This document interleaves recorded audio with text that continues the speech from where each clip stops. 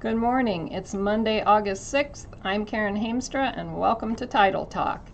Our first book of the day is called Aunt Dimity and the King's Ransom Inn. She writes cozy paranormal books, and they're just cute. You know, if you want a nice, easy, cute read, Aunt Dimity and the King's Ransom Inn by Nancy Atherton. Kimberly Lawson Roby has a new book called Better Late Than Never. She writes with high octane levels of emotion, so says USA Today. The deepest, darkest secrets of Reverend Curtis Black are revealed at last in Better Late Than Never. Curtis Black is no stranger to scandal.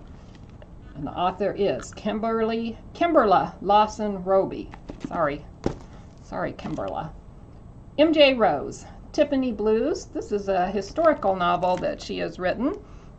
It's a dazzling jazz-age jewel about a young painter who must confront her traumatic past while spending the summer at a prestigious artist colony run by Louis Comfort Tiffany of Tiffany and Company fame.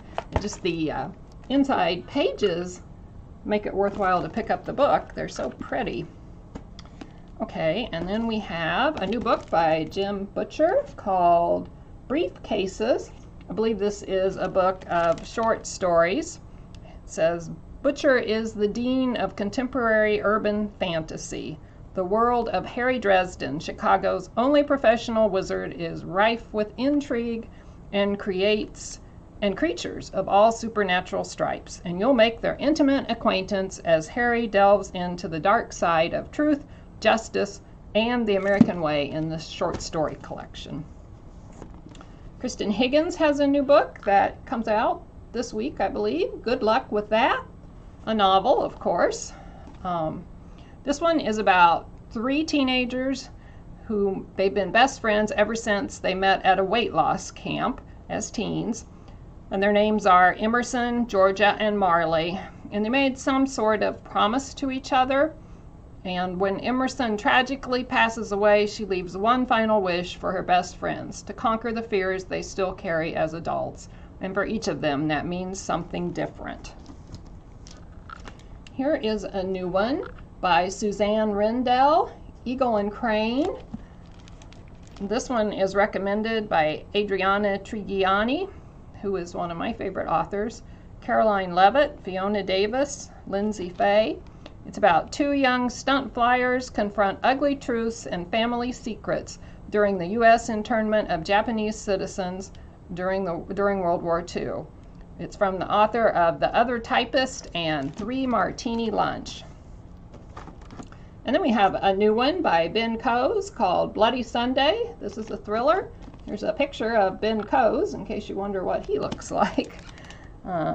This is about the future of the world comes down to 24 hours and one man named Dewey Andreas. He is America's top special forces operative. So, lots of suspense in Ben Coase' Bloody Sunday.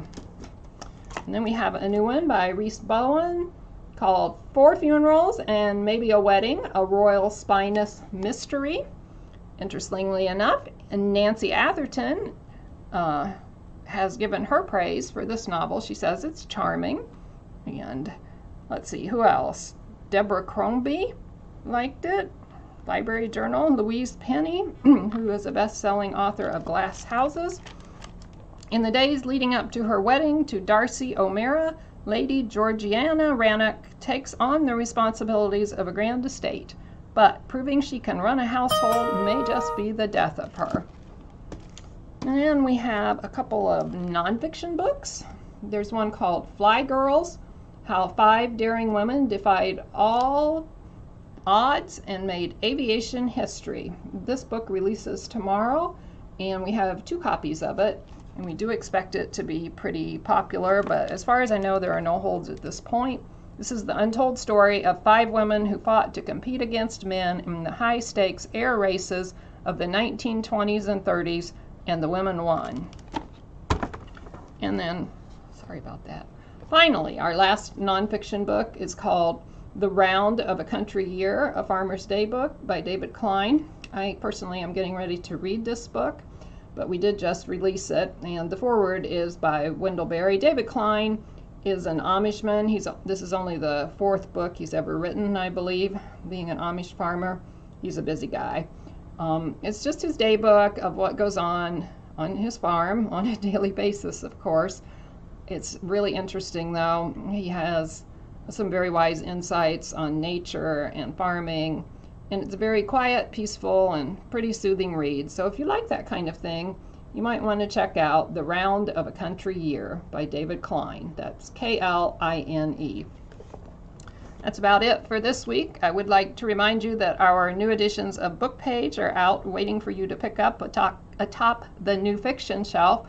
So please do grab one of those when you come in so you can see even more new books that are coming out this month. Hope you have a good week reading. We'll see you next week.